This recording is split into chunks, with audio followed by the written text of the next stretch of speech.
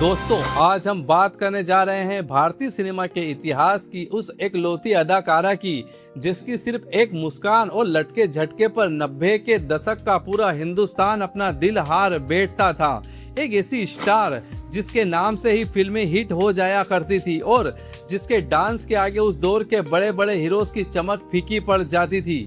जी हाँ, हम बात कर रहे हैं बॉलीवुड की असली धक धक गर्ल यानी माधुरी दीक्षित की। लेकिन क्या आप जानते हैं कि पर्दे पर अपनी $1,000,000 स्माइल बिखेरने वाली इस डांसर क्वीन की शुरुआत इतनी दर्दनाक थी कि शुरुआत की 8 फिल्में बॉक्स ऑफिस पर बुरी तरह पिट गई थी। यही नहीं, जब उनका करियर 7वें आसमान पर था तब एक खौफनाक मोड़ आया जिसने उनके सबसे चर्चित अफेयर और शादी के फैसले को रातों रात बदल कर रख दिया। आज के इस वीडियो में हम माधुरी दीक्षित की जिंदगी के उन गुप्त पन्नों को पलटेंगे जो आपने आज तक कभी नहीं सुने होंगे। माधुरी दीक्षित का जन्म 15 मई 1967 को मुंबई के एक बेहद साधारण संस्कारी मराठी ब्राह्मण परिवार में हुआ था। उनके पिता शंकर दीक्षित और मां स्नेहलता दीक्षित उन्हें पढ़ाई लिखाई में आगे बढ़ाना चाहते थे। माधुरी बचपन से ही माइक्रोबायोलॉजिस्ट बनना चाहती थी, लेकिन उनकी नस नस में नृत्य बसता था। उन्होंने महज 3 साल की उम्र में कथक सीखना शुरू कर दिया था। पढ़ाई के दौरान ही राजश्री प्रोडक्शन की नज़र इस मासूम लड़की पर पड़ी और साल 1984 में महज 17 साल की उम्र में उन्होंने फिल्म अबोध से लॉन्च किया गया। लेकिन अफसोस, उनकी यह फिल्म बॉक्स ऑफिस पर औंधे मुंह गिर गई और किसी ने इस नई लड़की पर ध्यान नहीं दिया। पहली फिल्म फ्लॉप होने के बाद माधुरी के जीवन में संघर्ष का वो दौर शुरू हुआ जिसे आज बहुत कम लोग जानते हैं। फिल्म आवारा बाप, स्वाति, मानव हत्या, हिफाजत जैसी लगातार 7 से 8 फिल्में लगातार एक के बाद एक फ्लॉप होती चली गई। इंडस्ट्रीज के लोगों ने उन्हें आयरन लेडी और फ्लॉप हीरोइन का टैग देने लगे थे। आलम यह था कि उस दौर के बड़े हीरोज उनके साथ काम करने से मना कर देते थे और उनके माता पिता भी परेशान होकर उनके लिए लड़के की तलाश करने लगे थे और उनकी शादी कराना चाहते थे। लेकिन माधुरी ने हार नहीं मानी। वो सुबह से शाम तक कथक का रियाज करती और अपनी किस्मत बदलने का इंतजार करती रही।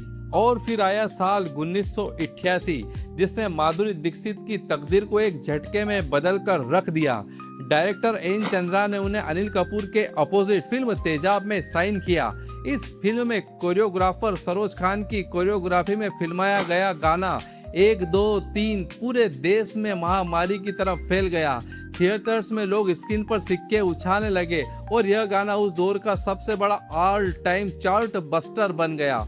मोहिनी के किरदार में माधुरी की खूबसूरती और बेजोड़ डांस ने उन्हें रातों रात सुपरस्टार बना दिया। इसके बाद राम, लखन, त्रिदेव और दिल जैसी फिल्मों में उन्होंने बॉलीवुड पर अपनी बादशाहत कायम कर ली। 90 की दशक की शुरुआत में माधुरी दीक्षित का नाम बॉलीवुड के बैड बॉय यानी संजय दत्त से जुड़ा। फिल्म साजन और खलनायक की शूटिंग के दौरान दोनों के बीच प्यार इतना गहरा हुआ कि फिल्मी गलियारों में उनकी शादी के चर्चे होने लगे थे।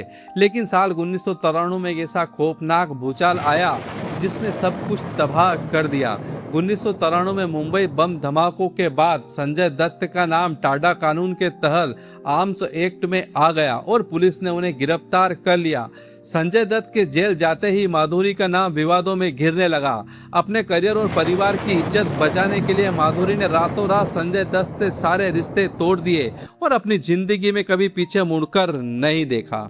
दोस्तों, किसी भी इंसान की असली पहचान उसकी सफलताओं से नहीं बल्कि उसकी असफलताओं से होती है दोस्तों। क्योंकि माधुरी दीक्षित जब फिल्मों में आई तो वो महज 17 साल की थी और वो पहले इतनी खूबसूरत भी नहीं थी दोस्तों।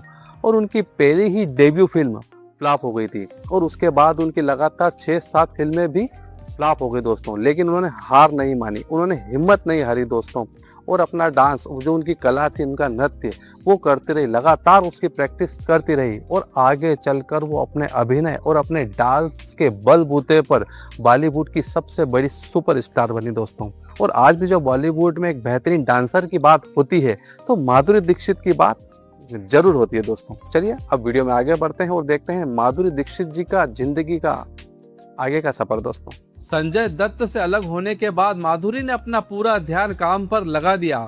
साल 1994 में आई हम आपके हैं कौन ने भारतीय सिनेमा का इतिहास बदल दिया।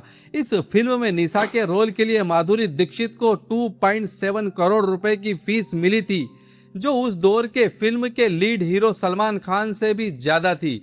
इस फिल्म को देखकर भारत के मशहूर पेंटर M.F. हुसैन माधुरी के इस कदर दीवाने हुए कि उन्होंने यह फिल्म 67 बार देखी, माधुरी के नाम पर कई पेंटिंग्स बना डाली। इसके बाद दिल तो पागल है और देवदास में चंद्रमुखी के किरदार ने तो साबित कर दिया कि अदाकारी में उनका कोई सानी नहीं है। जब माधुरी अपने करियर के सबसे बुलंद मुकाम पर थी, तभी साल 1999 में उन्होंने एक ऐसा फैसला लिया जिसने पूरी दुनिया को चौंका दिया। उन्होंने 17 अक्टूबर 1999 को अमेरिका के cardiovascular surgeon doctor Shri Ram Nene से अमेरिका में बहुत ही गुप्त तरीके से शादी कर ली।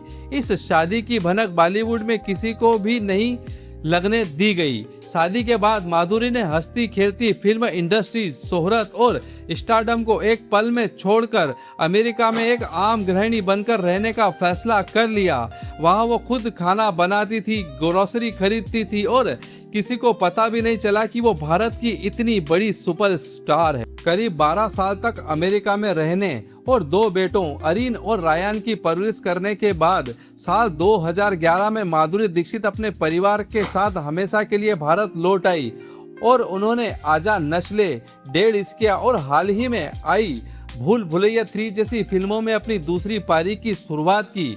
आज के दौर में माधुरी रियलिटी शो जैसे झलक दिखला जा और डांस दीवाने की सबसे बड़ी जज है और अपनी online dance academy dance with Madhuri चलाती है। 50 की उम्र पार करने के बाद भी उनका वो वही पुराना जलवा और धक धक ग्रेस बरकरार है। दोस्तों, माधुरी दीक्षित की जिंदगी में सिखाती है कि असफलता कितनी भी बड़ी क्यों ना हो, अगर आपके अंदर हुनर और आत्मसम्मान है तो आप हर मुश्किल से बाहर निकल सकते हैं। लगातार 8 फिल्म फ्लॉप देने के बावजूद उन्होंने अपनी मेहनत से ऐसा मुकाम बनाया कि आज भी जब बॉलीवुड में डांस और ग्रेस की बात आती है तो सबसे पहला नाम माधुरी दीक्षित का ही लिया जाता है। वो सिर्फ एक एक्ट्रेस नहीं बल्कि भारतीय सिनेमा की एक ऐसी लिगेसी है जो सदियों तक याद रखी जाएगी।